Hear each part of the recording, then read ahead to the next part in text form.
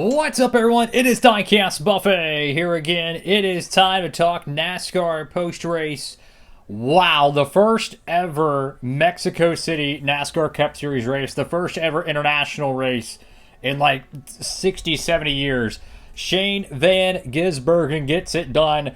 Wow, did he dominate today. It was a really good event. We'll be talking all about it. Make sure to give the video a huge thumbs up.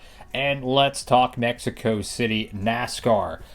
Wow. So, yeah, it was interesting. The first time they go to any new event, especially the big events, right? I remember the first dirt race they had since like the 70s. Then you had, of course, the street course event. Now you have the international race. Even the LA Coliseum, it just has a certain feel to it for the first time the Cup Series goes there. And I feel like this is probably going to be a dawn of kind of a new era, because I feel like we're going to have many more international races over the next decade or two. This was really cool. The crowd, the energy, just everything about it was freaking awesome. I love the international crowds. You know, even like when wrestling, they go across the globe. The crowds are just so energetic. It's awesome. You love to see it. And the racing today, I thought, was really, really good. It wasn't like unbelievable craziness, photo finish. I mean, SVG absolutely obliterated the last stage of the event. But I will say, though, 100 laps at a road course is actually a really long event, and I loved it. It felt more of like an endurance race. I would love for one of the road course races every year to feel like an endurance event. You know, much more laps than the other ones, like Watkins Glen or Sonoma. And this event felt that way. This felt like the endurance NASCAR road course race. The logistics, you know, the having the practice on Friday, and just there's so much build up to the event. It was amazing. Make sure to pre-order that diecast, the SVG Mexico City Race to Win. I don't know if it's going to have any confetti on there. I'm not really sure how the victory lane, celebration would be done. Get that pre-ordered. And oh, by the way, Daniel Suarez winning yesterday was so freaking cool. Make sure to pre-order that one as well. Those are going to be very, very popular diecasts. Get your pre-orders in. Those are going to be awesome, man. I thought the racing was good. Yes, there's thunder in the background. That's why I don't have my computer screen on, because, weather.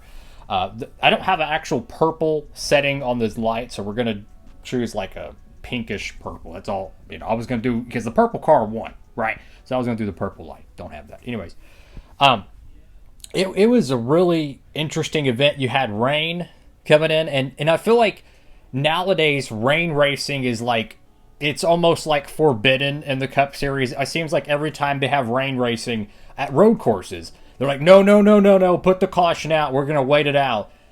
Yes, they've ran it on some of the ovals recently. Last year, New Hampshire, and then I think they tried it at Richmond as well last year. I love watching rain racing. So the fact that they let them race in the rain for like 20 to 30 laps was so much fun. It wasn't a monsoon, but hey, international racing, they race in some crazy rain. I'm just saying, crazy rain. I love to see them race in it. I think it makes road course racing so much fun. They're slipping and sliding. They're overdriving the corners. They're beating and banging. They're going through the grass and mud splashing. It makes road course racing so much more fun.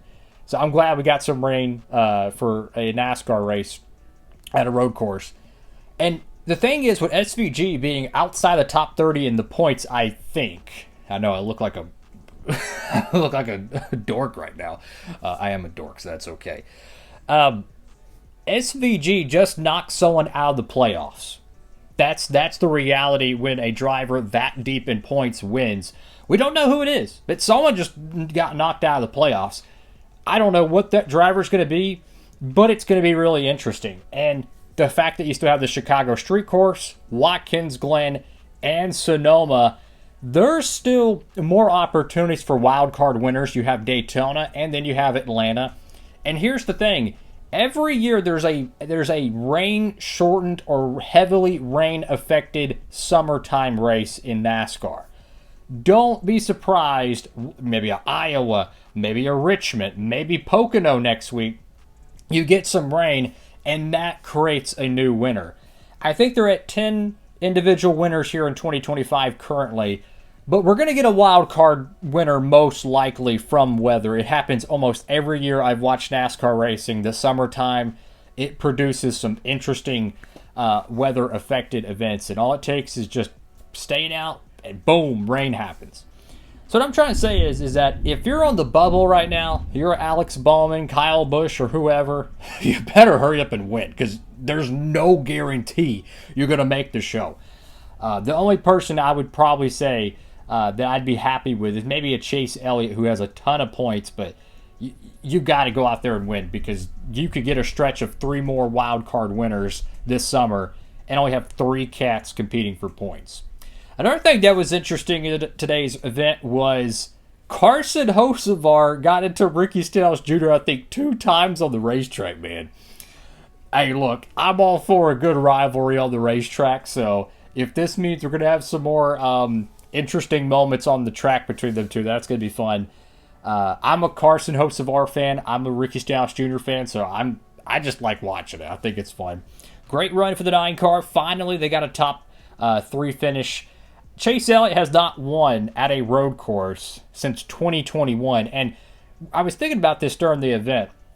It's fascinating how at the time in 2021, I'm like, Chase Elliott's he's going to have the most road course wins in NASCAR history. He was 2 wins behind Jeff Gordon in 2021. Chase Elliott with Chase Elliott with 7, Gordon with 9. He hasn't won since then. So I started thinking, do I really think Chase Elliott will actually break Jeff Gordon's road course win record? And I started pondering, I'm like, if I had to place a bet, Tyler Reddick with 3 road course wins and Christopher Bell with 3 road course wins, or SVG with 2 road course wins, but probably could race 8 more years, give or take, which one of those 4 drivers that I just mentioned would have the best chance to beat Jeff Gordon's 9 road course wins? I'm not confident it's Chase Elliott, because he has not won at a road course in the next-gen car. Next-gen car might be around another 4 to 5 years unless they get a massive upgrade or update to the car, so to speak. Brand new aerodynamic package, horsepower package, that could change things. So it's really fascinating to see how road course racing was dominated by Stewart and Gordon in the 2000s. Then you kind of had a little bit of a run with Marcus Ambrose. Then you had Hamlin and Logano and just kind of some one-offs. Then Truex started being really good. And then Chase Elliott just obliterated the field. Now it's half the field can win any road course. So that's going to be kind of fascinating to see as the years go on. But I'm curious what y'all thought. Make sure to comment down below what y'all thought about today's Mexico City race. I thought it was fantastic. The presentation, another great broadcast by Prime. Love to see it. I hope they go back there. I think it deserves a spot on the schedule. And I'm going to end the discussion on this. Which would y'all rather watch? Richmond or Mexico City? Because Mexico City took the Richmond second day from 2024. I'm going to be 1,000% honest with you. I would rather watch Mexico City any day over the next gen at Richmond. I'm just keeping it 1,000. That's my honest opinion. If you disagree, that's 100% okay, guys. That's 100% okay. But it wasn't like a crazy demo derby at the end, but it was fun, man. It was fun. It's something new, and it's great for the sport. It's just cool to see, like, the sport I grew up watching going international for a points-paying race. I know they did it in the late 90s when they went to Japan, which I think that'd be really cool if they went back there.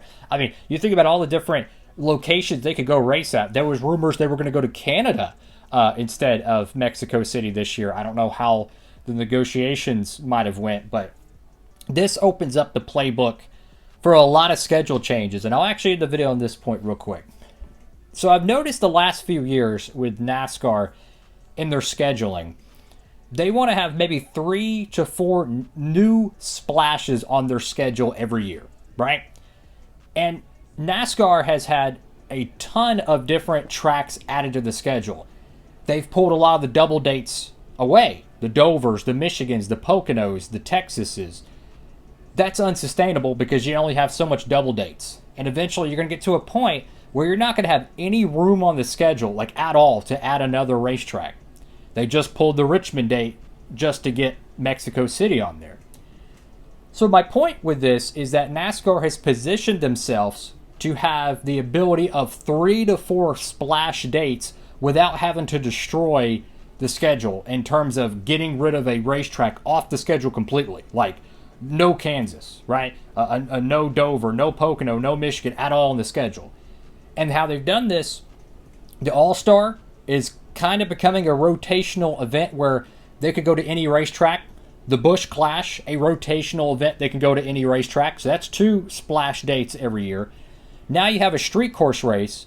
A lot of rumors show that 2025 could be the last one in Chicago. Would that become a rotational event? That's 3. And then you have the championship event.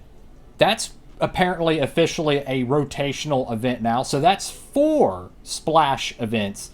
And then you have the international date, which I don't know if they're going to just keep it at one spot or they're going to move it around.